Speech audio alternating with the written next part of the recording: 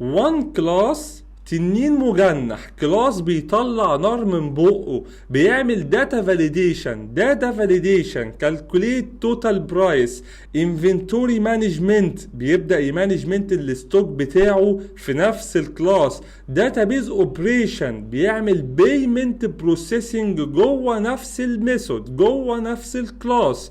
ينزل تحت شويه داتابيز اوبريشن، فاتح كونكشن مع الداتابيز او بيعمل كول لاي بي اي معينه.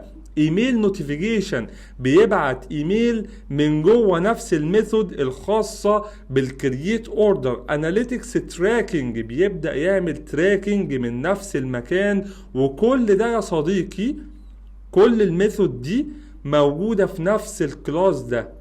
الراجل ما شاء الله عليه كاتب الكود ان وان كلاس مسؤول عن كل هذه الخطوات.